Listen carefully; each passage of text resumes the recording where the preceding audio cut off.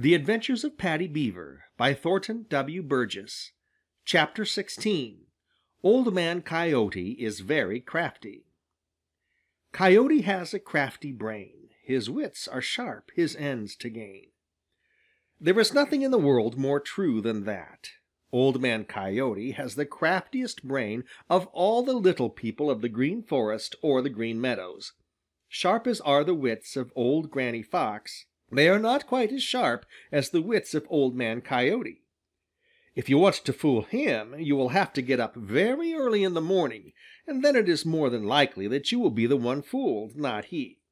There is very little going on around him that he doesn't know about, but once in a while something escapes him.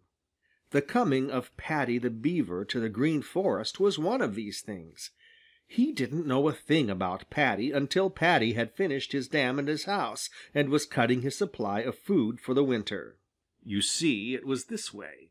When the Merry Little Breezes of Old Mother West Wind first heard what was going on in the Green Forest and hurried around over the Green Meadows and through the Green Forest to spread the news, as is their way, they took the greatest pains not to even hint it to Old Man Coyote, because they were afraid that he would make trouble and perhaps drive Paddy away. The place that Paddy had chosen to build his dam was so deep in the Green Forest that Old Man Coyote seldom went that way. So it was that he knew nothing about Paddy, and Paddy knew nothing about him for some time. But after a while Old Man Coyote noticed that the little people of the Green Meadows were not about as much as usual. They seemed to have a secret of some kind. He mentioned the matter to his friend Digger the Badger. Digger had been so intent on his own affairs that he hadn't noticed anything unusual. But when Old Man Coyote mentioned the matter, he remembered that Blacky the Crow headed straight for the Green Forest every morning. Several times he had seen Sammy Jay flying in the same direction as if in a great hurry to get somewhere. Old Man Coyote grinned.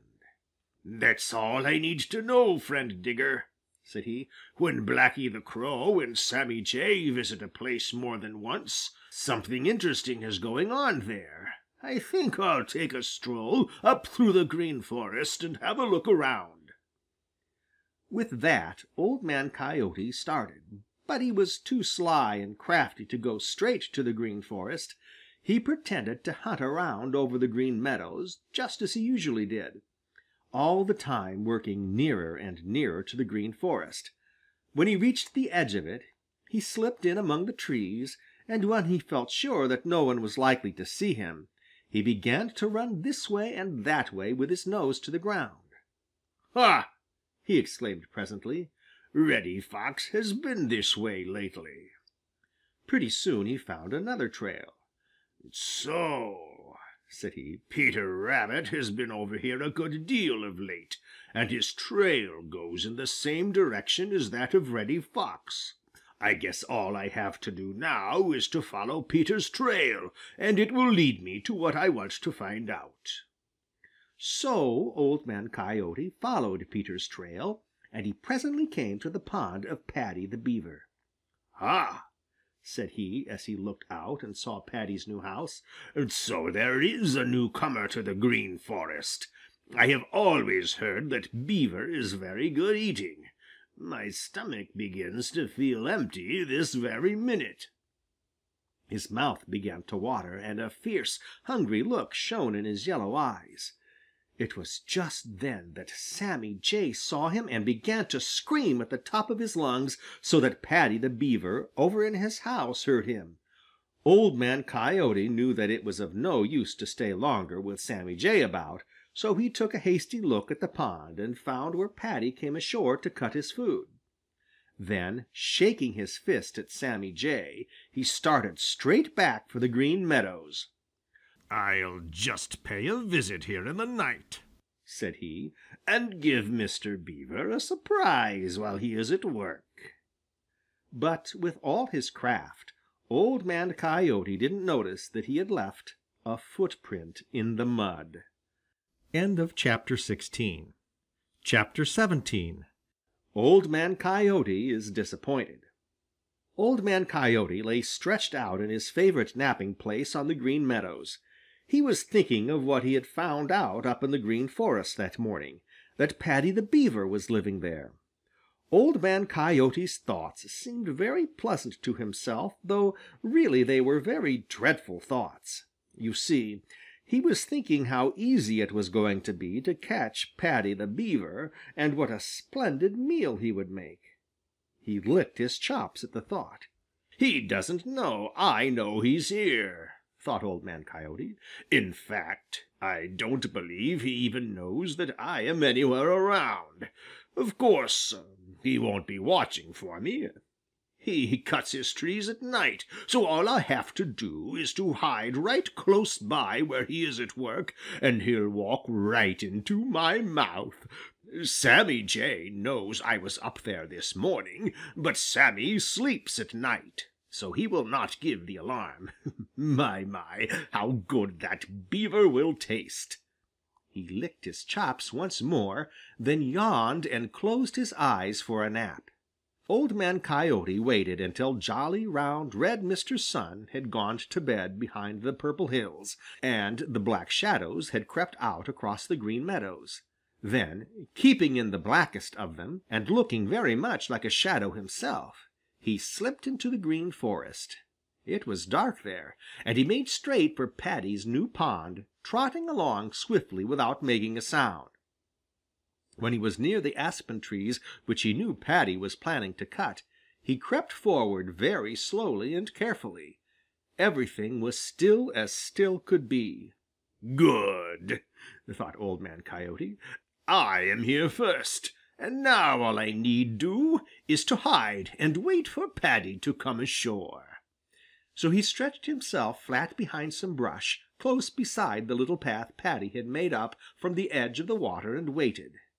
It was very still, so still that it seemed almost as if he could hear his heart beat. He could see the little stars twinkling in the sky and their own reflections twinkling back at them from the water of Paddy's pond. Old Man Coyote waited and waited. He is very patient when there is something to gain by it. For such a splendid dinner as Paddy the Beaver would make, he felt that he could well afford to be patient. So he waited and waited, and everything was as still as if no living thing but the trees were there. Even the trees seemed to be asleep. At last, after a long, long time, he heard just the faintest splash. He pricked up his ears and peeped out on the pond with the hungriest look in his yellow eyes. There was a little line of silver coming straight towards him. He knew that it was made by Paddy the Beaver swimming. Nearer and nearer it drew. Old Man Coyote chuckled way down deep inside, without making a sound. He could see Paddy's head now, and Paddy was coming straight in as if he hadn't a fear in the world. Almost to the edge of the pond swam Paddy. Then he stopped. In a few minutes he began to swim again, but this time it was back in the direction of his house, and he seemed to be carrying something. It was one of the little food logs he had cut that day, and he was taking it out to his storehouse. Then he came back for another, and so he kept on, never once coming ashore. Old Man Coyote waited until Paddy had carried the last log to his storehouse, and then, with a loud whack on the water with his broad tail, had dived and disappeared in his house. Then Old Man Coyote arose and started elsewhere to look for his dinner, and in his heart was bitter disappointment. Chapter 17. Chapter 18. Old Man Coyote tries another plan. For 3 nights Old Man Coyote had stolen up through the Green Forest with the coming of the Black Shadows and had hidden among the aspen trees where Paddy the Beaver cuts his food, and for 3 nights Paddy had failed to come ashore. Each night he had seemed to have enough food logs in the water to keep him busy without cutting more. Old Man Coyote lay there, and the hungry look in his eyes changed to one of doubt and then to suspicion. Could it be that Paddy the Beaver was smarter than he thought? It began to look very much as if Paddy knew perfectly well that he was hiding there each night. Yes, Sir, that's the way it looked. For 3 nights Paddy hadn't cut a single tree, and yet each night he had plenty of food logs ready to take to his storehouse in the pond.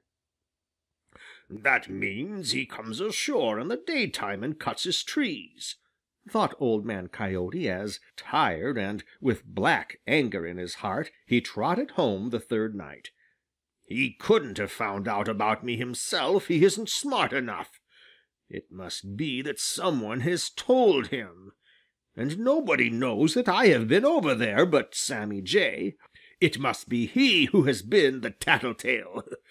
I think I'll visit Paddy by daylight to-morrow, and then we'll see." Now, the trouble with some smart people is that they are never able to believe that others may be as smart as they.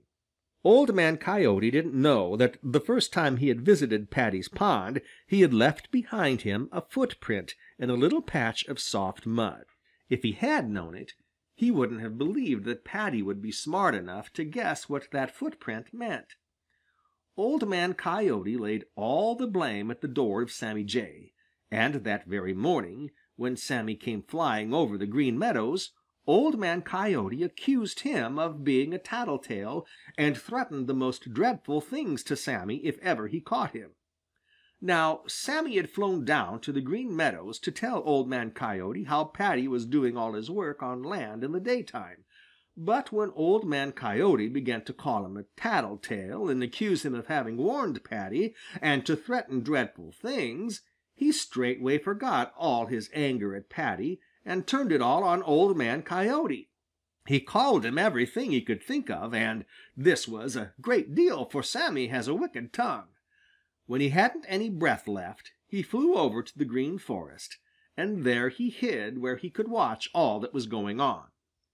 That afternoon Old Man Coyote tried his new plan. He slipped into the Green Forest, looking this way and that way to be sure that no one saw him. Then, very, very softly, he crept up through the Green Forest towards the pond of Paddy the Beaver. As he drew near, he heard a crash, and it made him smile. He knew what that meant. It meant that Paddy was at work cutting down trees. With his stomach almost on the ground, he crept forward little by little, taking the greatest care not to rustle so much as a leaf. Presently he reached a place where he could see the aspen trees, and there, sure enough, was Paddy sitting up on his hind legs and hard at work cutting another tree. Old Man Coyote lay down for a few minutes to watch. Then he wriggled a little nearer. Slowly and carefully he drew his legs under him and made ready for a rush. Paddy the Beaver was his at last. At just that very minute a harsh scream rang out right over his head. "Thief! Thief! Thief!" It was Sammy Jay, who had silently followed him all the way. Paddy the Beaver didn't stop to even look around. He knew what that scream meant, and he scrambled down his little path to the water as he never had scrambled before. And as he dived with a great splash, Old Man Coyote landed with a great jump on the very edge of the pond. End of chapter 18, and end of section 5.